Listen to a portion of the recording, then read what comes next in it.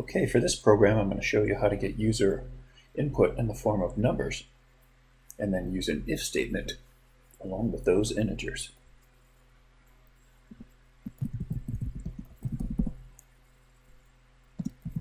Oops, first I need my import statement.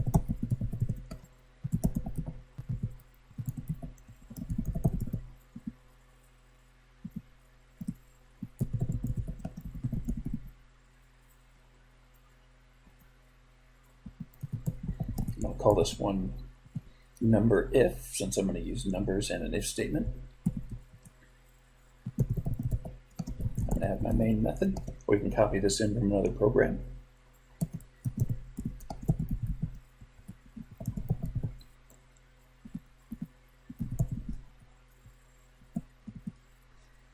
And remember to add closing curly braces, comments, especially now that we're going to be adding more comments, more curly braces due to if statements. They can become harder to keep track of, and these bottom two often fall off the screen, and people just forget that we need them.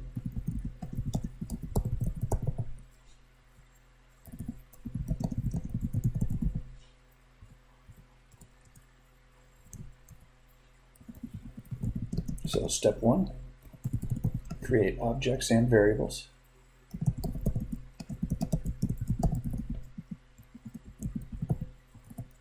I'm going to use scanner I for input.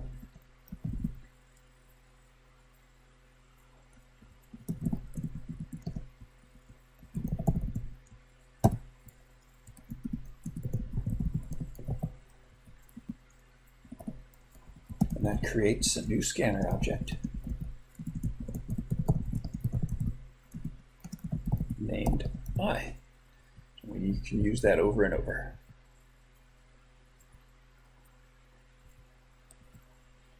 We're going to ask the user to enter a number.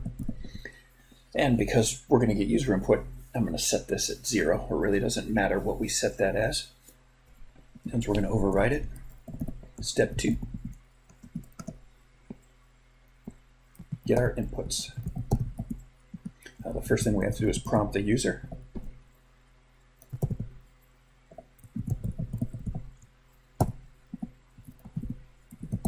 Enter a whole number.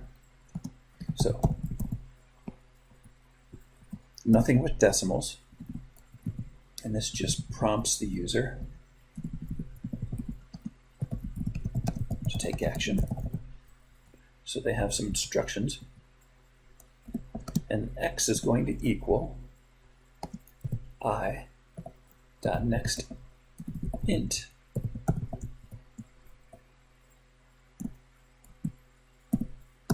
And that's going to capture whatever numeral the user enters as x. And right now I'm just going to print that out really quickly to confirm.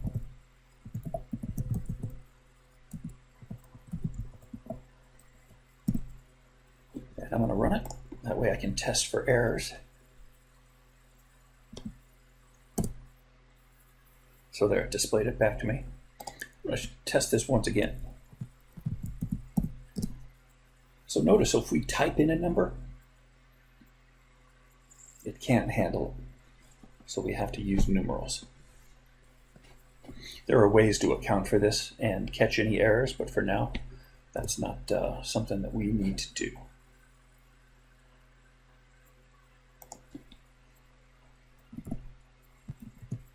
So step 4 is our outputs. So I'll put that one down here, or display our outputs.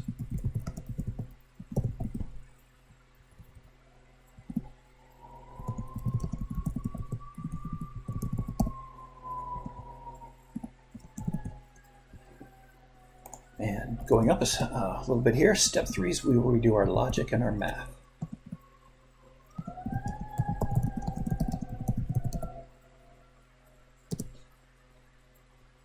So if we want to do, for some reason, increase this by 1, we could do x equals x plus 1.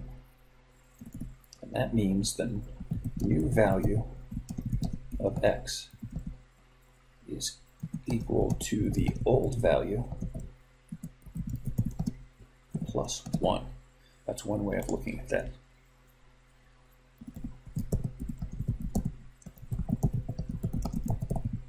I'm just adding a comment in here.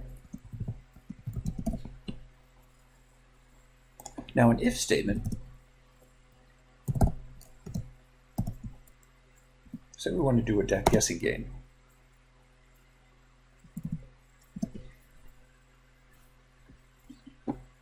We could change this to something like, guess a number between 1 and infinity. And let's say if number equals 7, and right here notice we have to use two equal signs. When we compare numbers, when we compare words, we'll spell out the word equals. But for comparing numbers, we would use equal signs. And the reason we need two is because one equal sign is used for setting value. X, its value is set equal to 0. So here we're doing a comparison. And one thing we need to do is start adding if statements. We need to start adding comments to the curly braces. So this is our first if, so I can do it nice and short. That way, when things start to get spread out, we can have a lot of material in here, potentially. So if x is equal to 7, so if x is equal to 7, if that is true,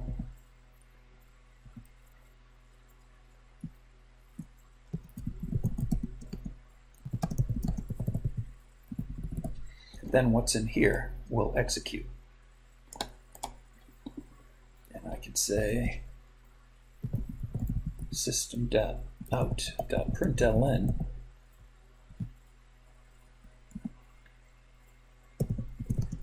you guessed it.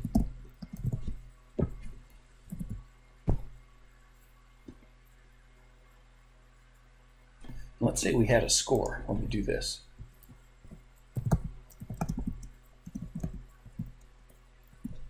I'll make this a score.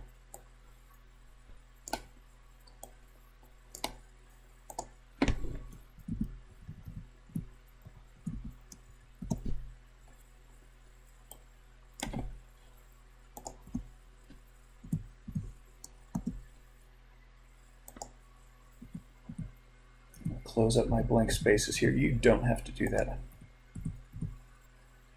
One thing that does help is to indent all if statements. Just makes it easier for you to read, especially when you have a longer program.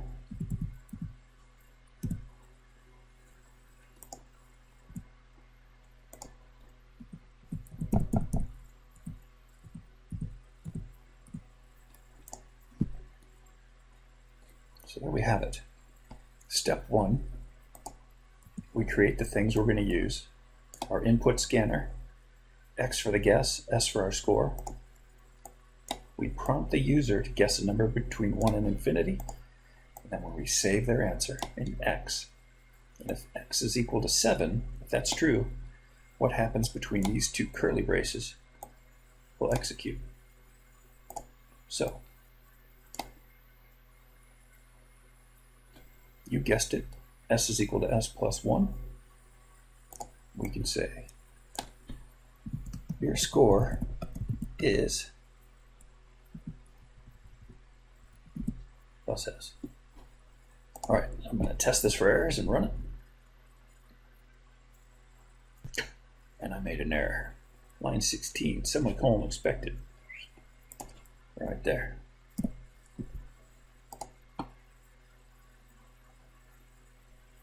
I'm going to guess 3. And nothing happens. We don't have anything set up. Our score is 0. So nothing is set up if we guess other than 7. So we'll handle that in a second. But right now I'm going to guess it properly. Oh yeah, high score, I guessed it. All right, so we know that works. Now for another if statement, I can retype everything from scratch, or I can copy that. So I'm going to copy that, and I'm spacing things out just to make it nice and legible.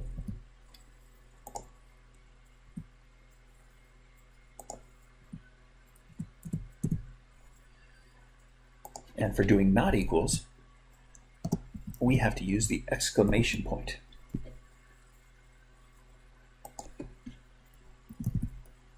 And this is very handy because we do not have to set up a one for, if x equals 6, if x equals 5, if x equals 4.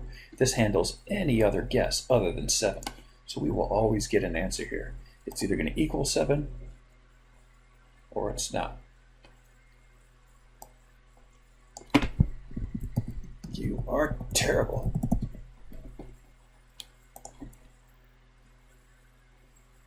And on this one, I think we're going to subtract 1,000. This is a brutal game.